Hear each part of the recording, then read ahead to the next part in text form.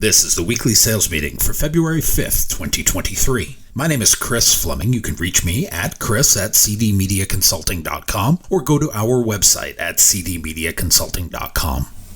Today's topic is relentless tenacity.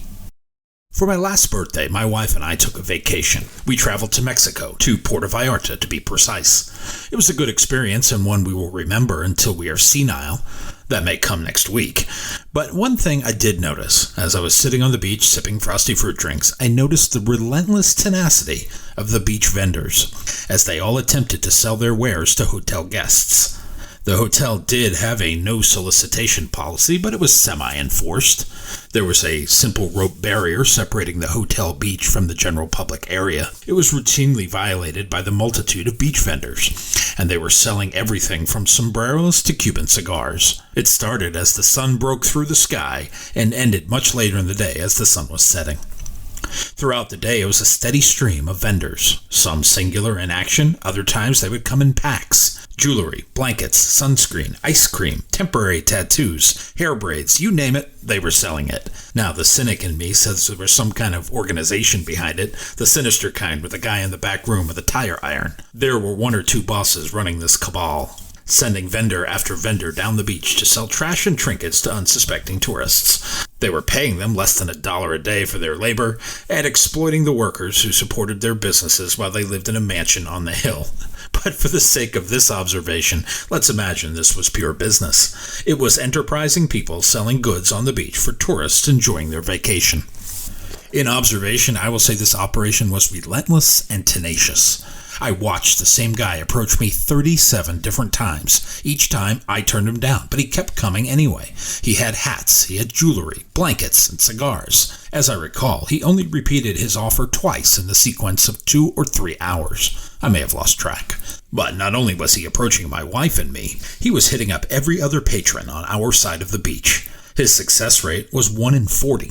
As I stated before, he was there all day. And there were 15 or 20 different vendors on the beach. Each walked up to every person they could get in front of to present their wares, telling what the total haul from the day was. They didn't succeed with me, but there were plenty of others who said yes. And as I said, the success rate was 1 in 40. Here was the unique thing about the approach. Each time this same vendor approached me, he acted like it was the first time he had seen me that day. He acted like I had not seen his merchandise before. He acted like he didn't remember I had turned him down 15 or 20 minutes earlier. That may have been an act, or he did it so much that remembering the pasty white couple on the beach was no big deal. Either way, he approached me every time like it was the first time. And when I said no, he moved on to the next person. He shrugged it off, like water off his back. My saying no had zero impact on him. He was on to the next prospect with the same wide-eyed enthusiasm he had approached me. 20 minutes later, he would be back at my lounge chair with another item and the same excitement. Didn't matter that I had turned him down. He was coming back, and back again with something else after that. Continuous, relentless tenacity, with gusto. Do we have the same kind of enthusiasm for what we sell? Selling is transference. Our transfer is confidence and emotion. The Indian author and motivational speaker Shiv Khera wrote 1998's You Can Win. In his home country, he is a political activist and works to promote equality. He wrote 90% of selling is conviction and 10% is persuasion. Think about our beach vendors. They are dedicated to their jobs, repeatedly coming back from rejection. In fact, they have more rejection than success. The average closing ratio for all sales professionals is 1 in 10. These guys were closing at 25% of that number. Could you survive that kind of rejection in your field of endeavor? It takes conviction, persuasion, and relentless tenacity to keep going. It takes a winning spirit and a never-give-up attitude. It takes a belief in yourself beyond a shadow of a doubt. Few possess these characteristics. Steve Garvey was a professional baseball player for the Los Angeles Dodgers and the San Diego Padres. In all, he played 19 seasons in the big leagues since breaking into the majors with the Dodgers at the age of 20. He said you must be passionate, you must dedicate yourself, and you must be relentless in the pursuit of your goals. If you do, you will be successful. That relentless pursuit leads to success. When we look at our own sales franchise, do we have enough context to provide our own success? In most cases, that answer is no. We don't refill the prospect list and the pipeline with enough volume. We don't do it with enough frequency to give ourselves a fighting chance to be successful. We are a lot like the beach vendors. We have a closing ratio of 2.5%, relying on sheer volume versus the same list of people to drive our own success. Sure, we are relentless, but every time we convert one sale, we are not replacing that sale with a new prospect or 10 as is required.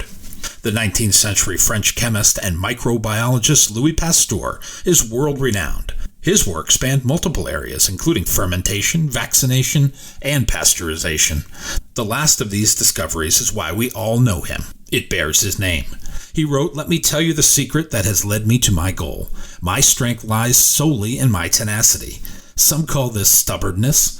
I had an employer once call me that word. He meant it as a negative, but it is a net positive. This unrelenting pursuit of being better than you were yesterday always leads to success. The weak of mind and constitution give up too soon. The lack of intestinal fortitude leads to a breakdown in performance. We must believe in ourselves and our own abilities to perform. Beyond the shadow of a doubt, we have to cheer for ourselves. No one is lining up to do that for us. We don't have a string of fans lining the marathon route shouting encouragement. If anything, the opposite is true. People are shouting barbs and throwing grenades from the sidewalk. Most are cheering for your failure, as they themselves didn't have the resolve to choose your path. They would rather see you fail, so you are in the same boat with them. Our success will depend on our mindset. It is a never-give-up sense of tenacity that will drive us to our accomplishments. That is it. Attitude equals accomplishment. Thinking you can is the first step. Thinking you cannot is the last. The American businessman W. Clement Stone had this thought on the subject. He says sales are contingent upon the attitude of the salesman, not the attitude of the prospect. It is that continual, relentless pursuit of our hopes, dreams, and goals that makes us successful.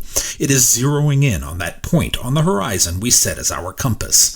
It is not letting all the naysayers and non-believers get in the way. It is drawing on the experience of our own achievement, especially when we are in a slump. Knowing that we are built for success and not the opposite despite our headwinds. Projecting a positive persona in the face of negativity. It is not an easy task because life happens. It goes on all around us. We are bombarded with the realities of our own world. We have to block all that out in the moment and focus on the one thing we have total control over. And that is our attitude about what we can do. Back to the beach for a minute. These beach vendors may not believe in what they are selling.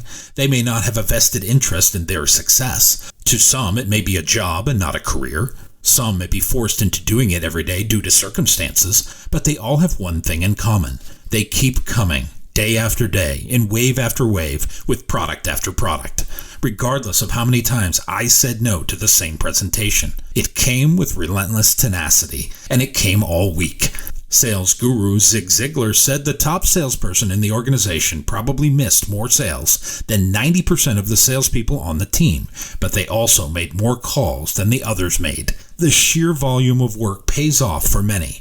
Who did you call on is the first sales measurement tool. The second is what did you ask for, and the third is what did you close. Tackle the first question first to make sure the opportunity funnel is full.